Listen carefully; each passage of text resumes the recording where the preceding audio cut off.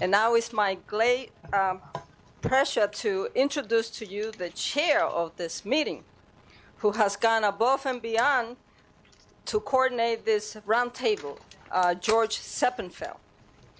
With over 20 years of experience in marketing, public affairs, strategic partnership, and community government relations, Mr. Seppenfeld has been a leading diversity advocate with the healthcare and small business community. Mr. Seppenfeld has served on numerous boards of directors where his role has focused on marketing, fundraising, membership, development, and strategic partnership. His accomplishments are many, and in the interest of time, I have chosen few I would like to highlight. In 1998, he founded the Association of Hispanic Healthcare Executive East Coast Chapter, which reaches over 3,000 individuals and affiliate organizations in 14 states. He currently serves as co-chair of the Business and Consumer Issues Committee on Community Board 7. He served on the coordinating committee of the New York City Collaborative for Fairness of Equity in Philanthropy, which is advocating for greater participation of minority-led non-for-profit in foundation giving. Finally, Hispanic Executive Magazine, in the most recent issue, profiled his work in developing the Association of Hispanic Healthcare Executives and the National Hispanic Chambers of Commerce on Health. The conclusion remarks state that one thing is for certain: if Mr. Seppenfeld and his colleagues continue to advocate for Latinos in the field, the healthcare industry will more closely mirror the population it serves. Mr. Seppenfeld.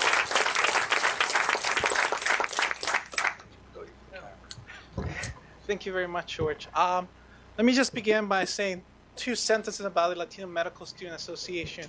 Our mission is to increase the diversity in medical schools and to advocate for the Latino community.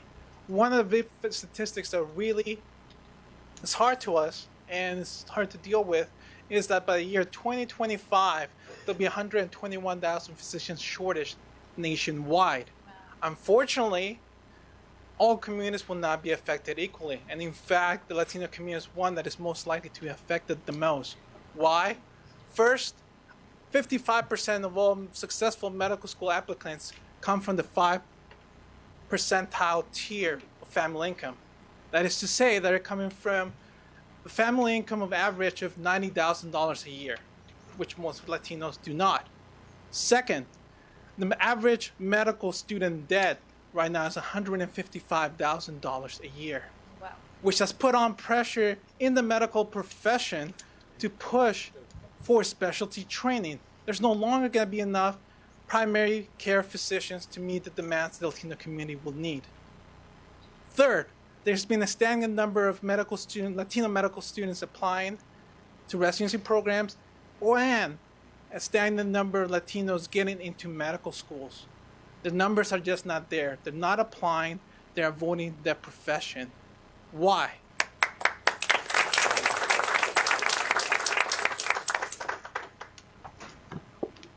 Good evening. It's a pleasure to be here with all of you.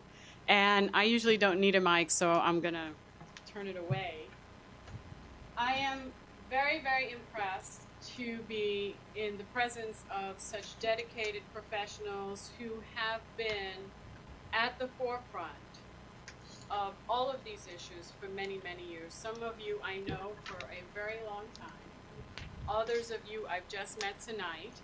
And I will tell you that there is no more staunch advocate on your side than George. He will make sure that we, at the Greater New York Hospital Association, and all of our members work diligently to address these issues with you. So the key word here is with you. I have the pleasure of heading up the diversity initiatives that are focused on trustee recruitment. So it is very important for you to understand that these decisions are made on the governing boards of hospitals. And we are fortunate to have 2 trustees here with us tonight. One happens to be Henry Calderon. And the other is Rita Martino, who I saw earlier. And it is with their leadership and the other diverse board of directors that these issues get brought to the table.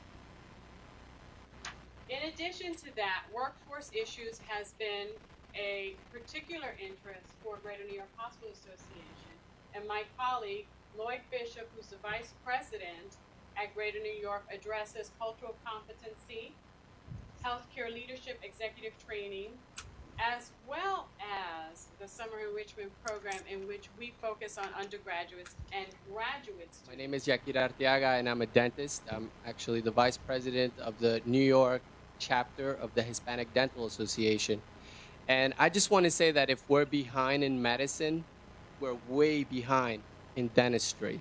And in dentistry, we're not only dealing with the issue of lack of care or lack of access, but we're also dealing with a cultural issue in the Hispanic community. You know, many of Latinos don't see oral health as critical or as necessary.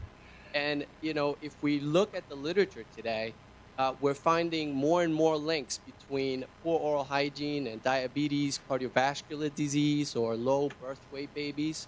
So I just want to make everybody aware that, you know, we're very happy to be here. Oral health is very important, and it needs to be part of the entire, you know, initiative. So thank you. That I'm very happy I made it today. Here, my name is Elena Rios. I'm president and CEO of the National Hispanic Medical Association, and also our National Hispanic Health Foundation, which is affiliated with the NYU School of Public Service. And we're very happy to be affiliated with New York and part of this summit. I wanted to first acknowledge some of our board members that are here and our past chairman. We have a board member, Emilio Carrillo is here. And our past chairman of the board, Dr. Luis Esteves. I'm going to give you a little bit of background information so I can make the points that I'd like to make. And I'm going to tell you that I'm going to advocate on behalf of the community that I serve and the people that I'm responsible for. In 1999, Congress mandated the Agency for Healthcare Research and Quality to prepare 2 annual reports. One is the National Healthcare Reform Research and Quality Report, and the other one is the National Healthcare Disparities Report. In 2003 came out the first report, and the first report suggested several things, and I'd like to highlight 3 things that it suggested. It suggested that disparities do exist in 2003. It suggested that there is inequality in quality, and that exists. Number 2 is that improvement is possible, not impossible.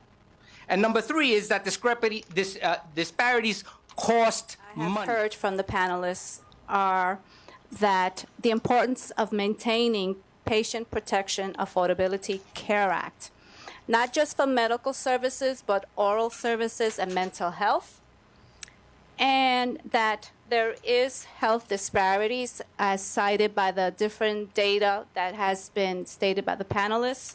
There is inequalities, and the importance of having these type of gatherings, summits, in order to keep us together, in order to maintain the Patient Protection Affordability Act, as Sam Arce, I've been quoting him.